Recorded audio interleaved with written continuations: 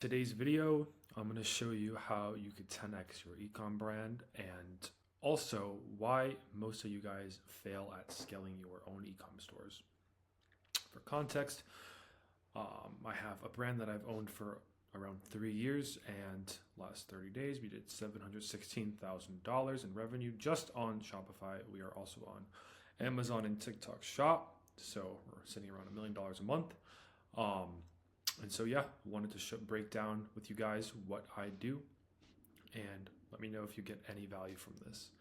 So, core mindset shift. So most early stage ecom brands obsess over making a profit on the very first purchase. So that usually looks like low ad spend because they need a high ROAS to scale. They completely avoid retention and back end growth, and they're constantly tweaking offers to squeeze more out of new customers. So this would totally look like you guys saying how it's impossible to scale. Meanwhile, you're looking for a 3 ROAS and have an LTV of $30 per customer. So this obviously will kill scalability because ad costs are rising and it limits how much you can reinvest in growth, testing, or hiring. You have way less wiggle room with unpredictable cash flow. So I can't stress this enough.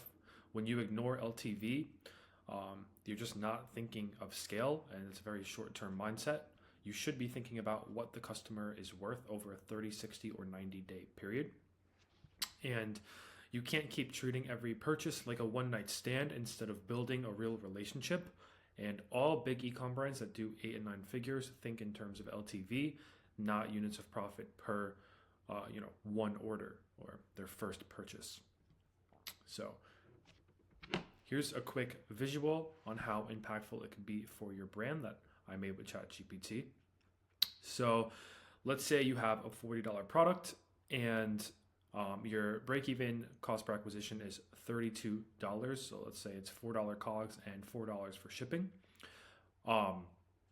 However, if you have a product that has a high LTV, or you can offer subscriptions for like health and wellness or some beauty product or even some sort of digital product, and even 70% of all customers subscribe, which is very doable if you have a good offer in place, then your break-even cost per acquisition jumps from $32 all the way to $88.70.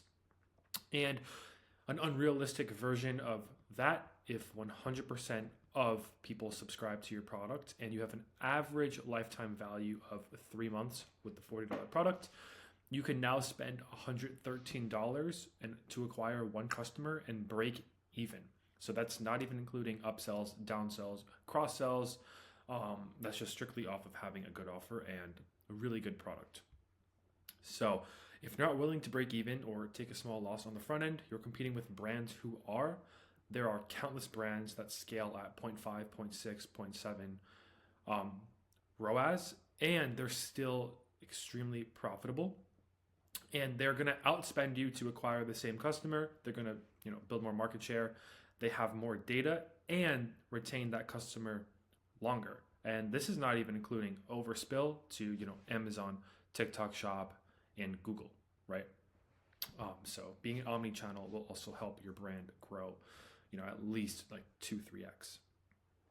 The goal isn't to make $30 today, but the goal is to acquire a customer who spends $150 over 90 days and to make that journey frictionless. So you need multiple products, SKUs, you need really good brand presence, and you have to understand your customers super, super well. So for one of my current brands that does 7 figures per month, this is the current revenue stack that we use. Is most of our revenue comes from Meta. We have a lot of retention in place, so it's a subscription product. We have a lot of revenue actually going to Amazon now as well. It's about 30% of our revenue. We do organic and some influencer stuff as well. So most of you guys are failing because you're treating Facebook as a profit center when in reality, it's just a data engine and growth channel.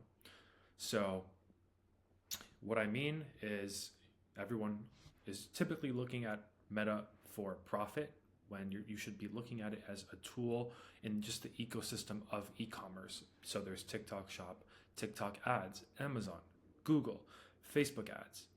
All those things work in a synergistic way. So you can't just look at one of those channels and beat yourself up because you can't get it profitable. It also takes, a lot of testing, hundreds of ads per week, different hooks, UGC, testimonials, story-based ads, and dozens of statics. So obviously, if you have a product that has a high LTV, or you could offer subscriptions with, definitely discount that subscription.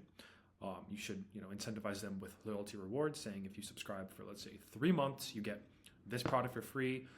You get a discount even greater if you subscribe for 5 months, or so on and so forth.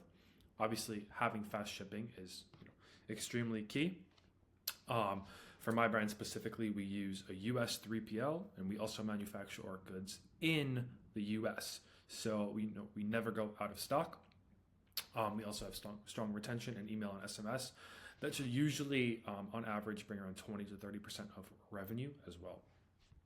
And that really helps when you have new product drops, so you could just retarget your current loyal customer base.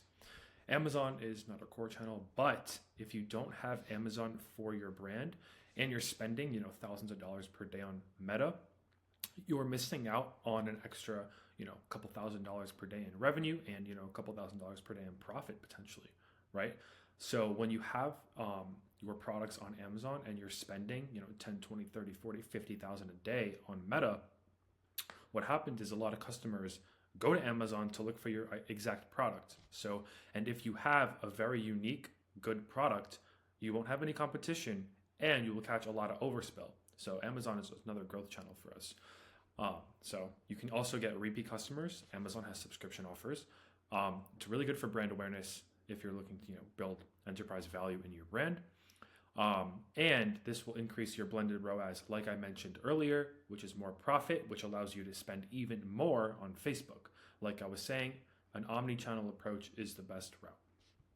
So why brands fail? You rely on front-end profit. You have no retention, super slow shipping, low quality products. You're not testing offers, and you're not omni-channel. So if you do those things, obviously, you could 10x your business in literally, 6 to 12 months. So obviously, if you have all of these things, subscriptions, loyalty and post-purchase flows, fast fulfillment, a lot of offer testing, weekly creative cycles, etc., you will be set up for success. I see a lot of eCom guys, focus so heavily on the ad account structure, blah, blah, blah. Oh, what's like the new hack? The real hack is having a good offer, a really good product, testing a shitload of creatives, and then worry about the conversion rate optimization side of things. So don't chase profit on the first sale. If you already have a brand, it's easier for you to do. If you're just starting out, obviously I would focus heavily on organic. It's free customer acquisition to test out different products, different brand ideas, etc.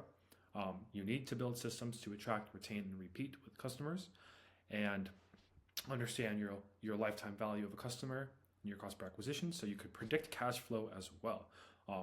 With inventory ordering, with how much profit you're looking to cash flow each month, etc. So, I did drop a link in the bio. I only work with brands that do at least 50K plus per month. If you want to schedule a free call with me, we could do that. But if you're a good fit, I could also just text you, and looking to help you guys scale. I'm willing to do even free calls with people who are hungry. So